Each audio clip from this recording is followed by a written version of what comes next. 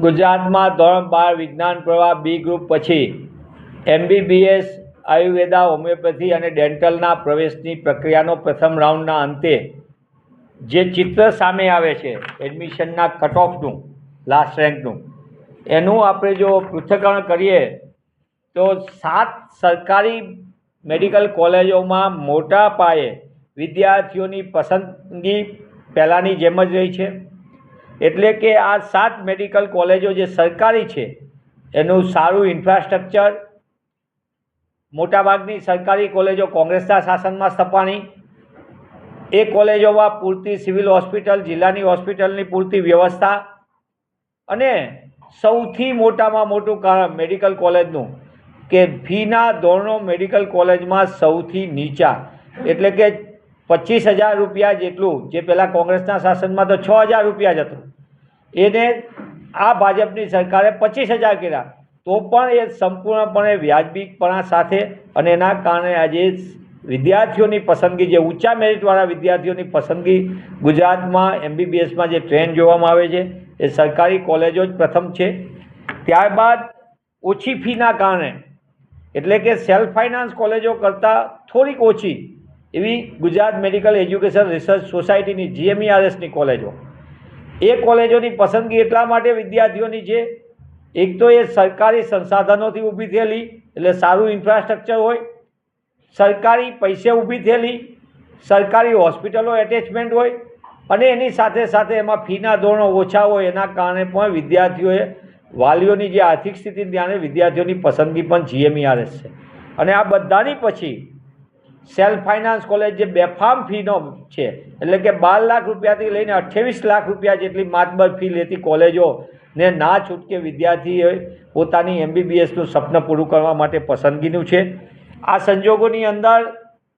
આજે માર્કનું મૂલ્યાંકન, પૃથ્થકરણ થાય છે પ્રથમ રાઉન્ડના અંતે. એનાથી એટલી વાત સ્પષ્ટ સામે આવે છે કે ગુજરાતમાં તબીબી શિક્ષણ અતિ મોંઘું થતું જાય છે, અને એના કારણે અસમાનતા વધતી જાય છે. જે સરકારનો દાવો વારંવાર છે ગ્રીનફિલ્ડ અને બ્રાઉનફિલ્ડના નામે સરકારી સંસાધનો પોતાના મળતિયાઓને આપી દેવાના, 300 કરોડના ખર્ચે, જેવી રીતે અદાણી હોસ્પિટલ આખી અદાણીને સોંપી દેવામાં આવી મેડિકલ કોલેજમાં, જેની ફી 28 લાખ રૂપિયા જેટલી માતબર હોય. દાહોદની અંદર GMERSની જે સરકારી હતી સિવિલ હોસ્પિટલ, એ આખી તૈયાર કરીને ઝાયડસને સોંપી દેવામાં આવી. આવી અનેક પ્રકારની કોલેજો સરકારી સંપત્તિથી ઊભી થયેલી